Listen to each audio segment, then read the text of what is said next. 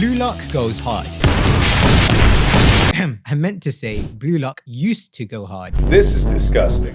This is awful in every way. The first season of Blue Lock is one of the best in sports anime, beating out the likes of Kuroko no Basket and Haikyuu. But how did it go from one of the most popular anime of 2023 to being memed as utter garbage? I'm going to explain exactly what went wrong with Blue Lock, because there's more to it than just the animation problems. But it's not all doom and gloom, because the actual U20 match is filled with some of the best scenes in sports anime. So that begs the question, is there still hope for season 3, or will all its potential go to waste? Well, this is most easily understood if we go over what made the first season so amazing. And that's because this show slaps, or at least it used to. If you watch anime but don't know about Blue Lock, I'm assuming you've been living under a rock, because this show was all anyone was talking about when it first aired, although it definitely helped that its release coincided with the World Cup. But don't worry, I've got you, because this isn't just any sports anime. You're going to see crazier things than most shonen, including My Hero Academia. And that's an anime that has a kid that can punch so hard he breaks his own bones, and the most toxic fan base in the world who for some reason ships him with his childhood bully. Or they ship him with her, or her, or her, or her, or her. So yeah, Blue Lock's pretty crazy because the entire premise involves locking up 300 high school football players in what's basically a prison and having them fight it out to see who ends up as the best striker. And the rest are barred from Japanese football. And yes, I'll be calling it football, you know, its real name, not whatever this is. And one of the reasons it's so unique is that it doesn't focus on teamwork, but rather the opposite, which is building your own ego to turn yourself into the best possible striker in the world. And we see this play out through the eyes of the main character Isagi, who is pretty much the worst player there, besides this guy,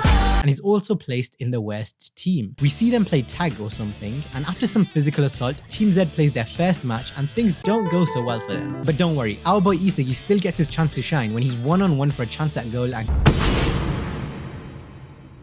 Yeah, I kind of see why this guy gets so much hate. But thanks to Ichigo, Team Z are able to get a goal back, but still end up losing miserably, which makes the next game even more important because whichever team loses this game is out of Blue Lock. And the match is pretty similar to Raimon versus Brainwashing in Inazuma 11, because after their ops score the first goal, they just pass around for the rest of the match. But luckily, Team Z get a goal back and the match opens up, allowing the opponents to go for a final all-out counter. And right when this guy, who definitely shouldn't be able to see but somehow has the best vision on the pitch, is about to score, he passes it. I'm starting to think this show has a theme. And you'd think it's all over for Team Z, as their opponents have quite literally sweated the ball like when you're 1-0 down on FIFA and absolutely need a goal. But Isagi comes to the rescue and ends up getting on the end of this amazing cross by Bachira, who is probably schizophrenic, but we'll talk about that later. And Isagi ends up scoring this brilliant volley, and the animation here is so good that we literally see it replayed 3 times like Goku's Kamehameha against Kefla. And the reason I point out this animation specifically is because it's one of the reasons fans aren't loving season 2. There are definitely more issues than just the animation, which I'll talk about later, but let's compare this goal to another important goal from season 2, which is Shido's second goal. Now I'll talk more about who he is and what's going on in the match later, but essentially he's the type of striker that's completely dominant in the box and is able to score from just about any position. Off balance? No problem. Being pressured? No problem. Wrong angle? No problem. So how does the anime show us this ability of his? Well, first they build it up with Isagi thinking Shido is going to pass, so the viewer is then surprised when he takes a shot from an extremely difficult angle. Then we get this epic scene. Nice assistant. And then we get this.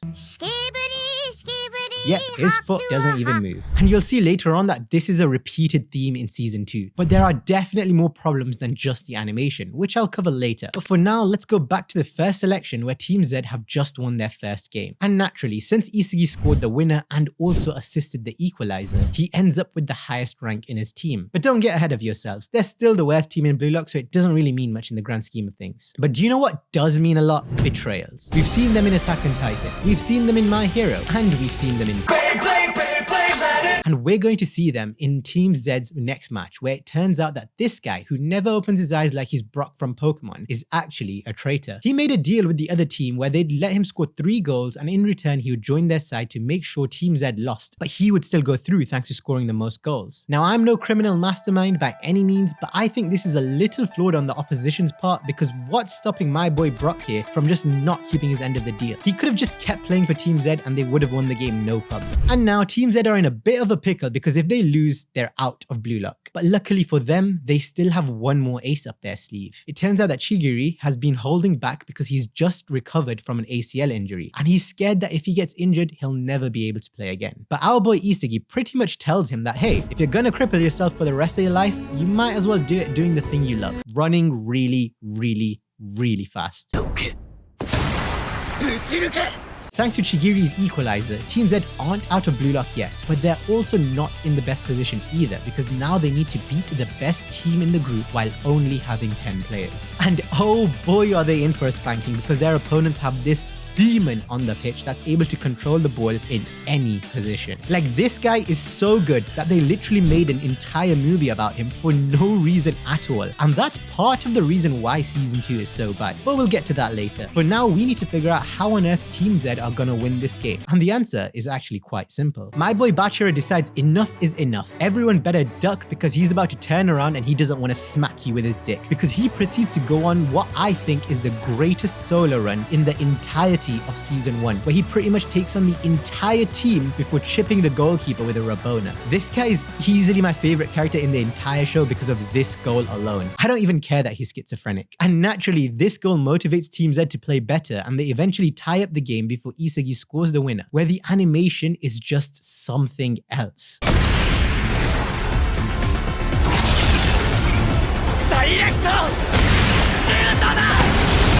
Now, these games are all really hype and have some important implications for Season 2, which I'll cover in a bit. But if you want to see me cover all of Season 1 in detail, then be sure to subscribe because I'm trying my best to hit 20k subs by the end of the year. But for now, let's focus on the second selection, where we'll learn a little bit about where it all went wrong for Season 2. And the reason I say that is because this is where the animation starts to drop a little. But it really doesn't take away from the show because every other element more than makes up for it. And we get to see some amazing matchups, like Isagi and Bachira teaming up with Nagi and taking on the top 3. And speaking of the top 3, this is the first ranked player, Hitoshi Rin. His pronouns are I'm him, and he is by far and away the best player in Blue Lock. And after beating Isagi's team, he takes Bachira onto his own team, leaving Nagi and Isagi to play a bunch of other teams before they eventually come up against Rin's team again and lose. But this time, Isagi does enough to catch Rin's eye and Rin picks him, bringing us to the third selection and the start of Season 2, where it all goes downhill. So what exactly is the problem with this season? Why does it have far lower average ratings than even the lowest rated episode from Season 1? Well, let me first explain the premise of this season. It's actually, in my opinion, the best arc in all of Blue Lock. There's other great stuff that happens in the manga afterwards, but for me, as well as a lot of fans, this is where the manga peaks because there's so much amazing stuff that happens which I won't spoil in this video. So let's quickly go over what the hell's going on here before talking about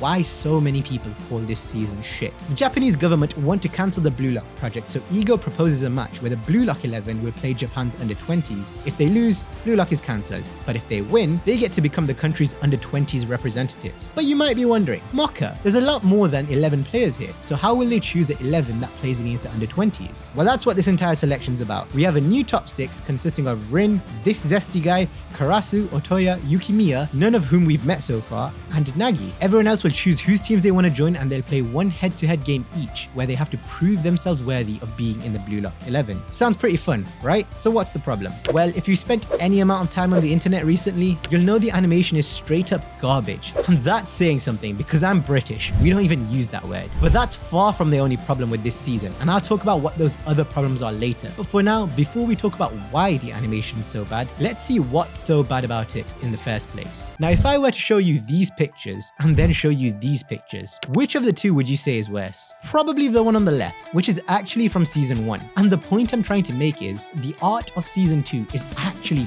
pretty stunning. Now, there are some problems here that I'll get into in a bit, but for the most part, the lighting is amazing and some of these panels look like they are taken straight out of the manga. In fact, you can pause an episode at any point and it will look amazing. The problem is when you click play.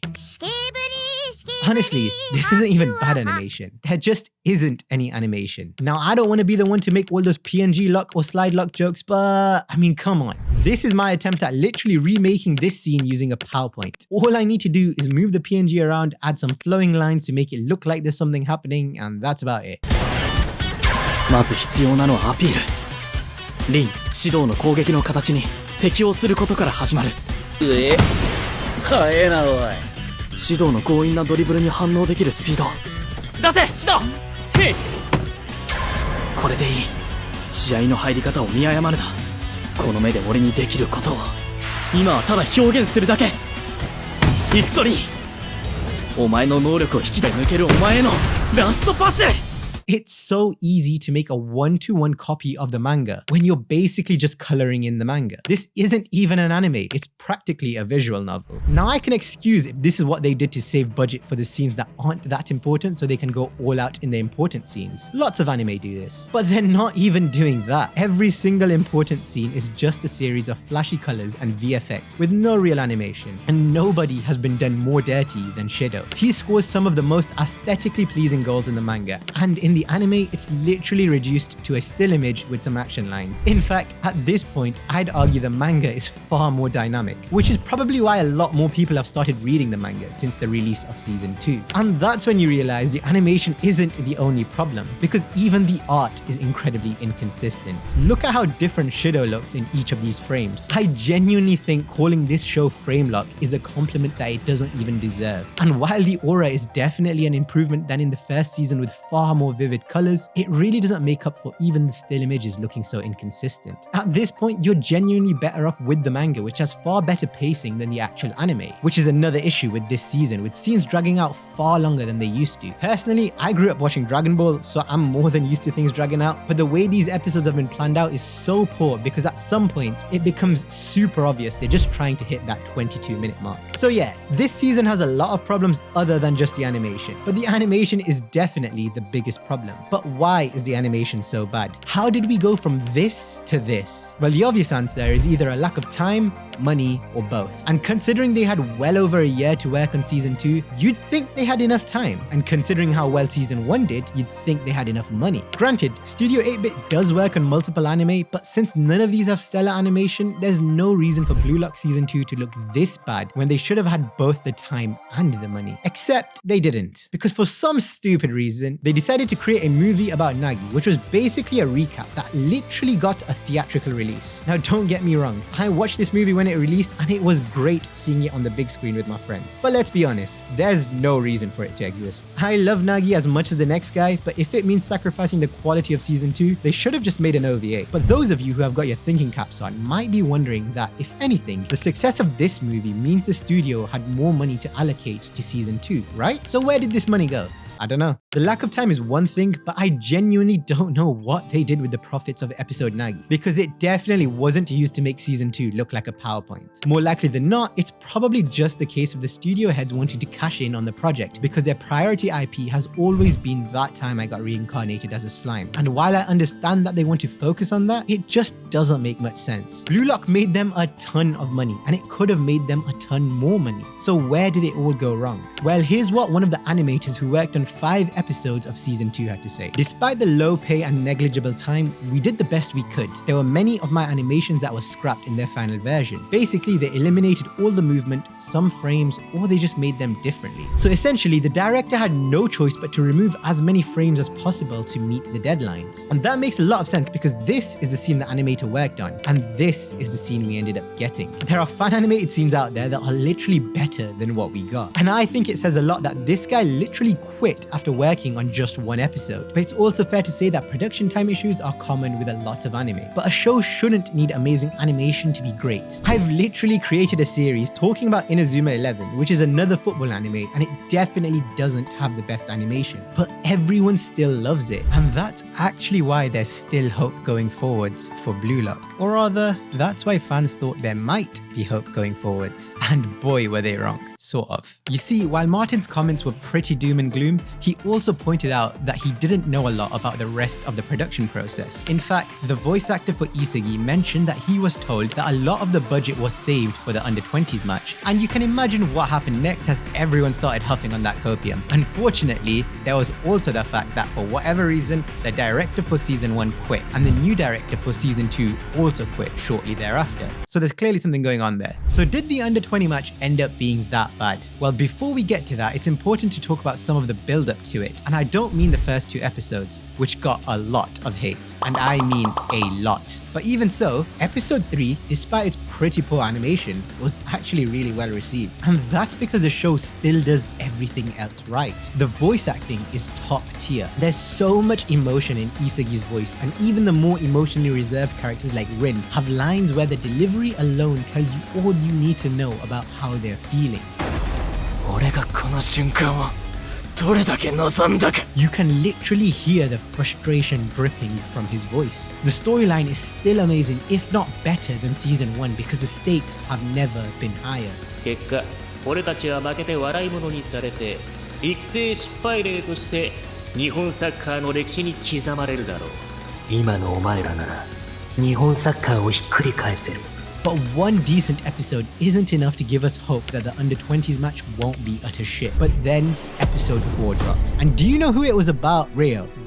I'm pretty sure most people don't like this guy because all of his whining over Nagi. And yet, somehow, the episode was actually amazing. The soundtrack for his moment when he unlocked the chameleon was incredible. And his internal monologue was just top tier. And guess what? The animation was still shit. And that brings us to the U20 game, which has its faults and the animation is still not the best, but it also has so many positives. And it gives us a lot of promise for how good season 3 will be. The build up to the game was absolutely amazing. From the music, to the pacing, to the atmosphere they built up around the match. It genuinely made me feel like I was actually in the stadium. And then you have the actual game, which is filled with so much hype. From Nagi's wonder goal, which cuts to pure silence before the crowd goes wild, to Rin's calm before he hits an outside of the foot shot around Aiku. And all of this is before Shido comes on and scores a goal where I genuinely believe they did the manga justice with some pretty great camera work and excellent editing to make up for the fact that the animation isn't as fluid as it once was. But even if we don't bring up the reduced quality in animation, there are still some other problems with this match. So let's cover them super quickly before I explain to you why season 3 will be out of this world. First of all, Sai's first goal.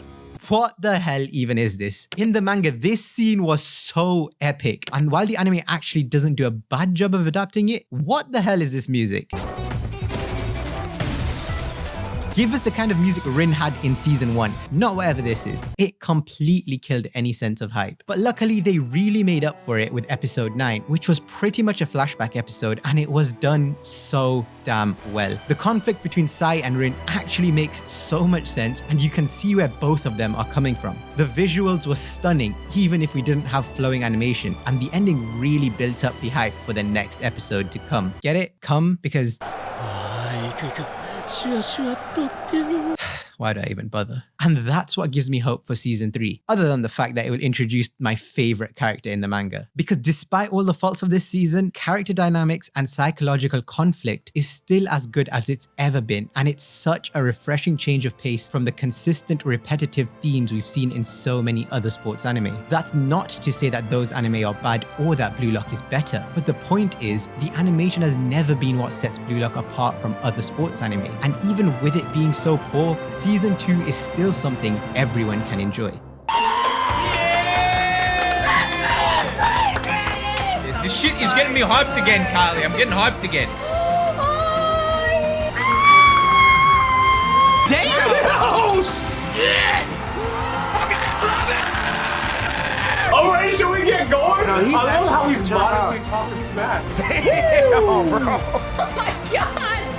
I can't with him! No! Oh. There are shows out there that don't have a stellar plot but are still absolutely amazing because the studio just does an amazing job adapting them with incredible animation. But Blue Lock isn't one of those. The source material is amazing, and even though this season is literally a visual novel at times, it's just as hype as it's ever been. And if we're strictly talking about the source material, I'd say the U20 match is one of the best matches in sports anime, up there with even Kamomedai versus Karasuno. But there's one more match in sports anime that's even better. So if you want to find out more about that, click on the video on the left. If you love Blue Lock, you'll love this even more. Thanks for watching.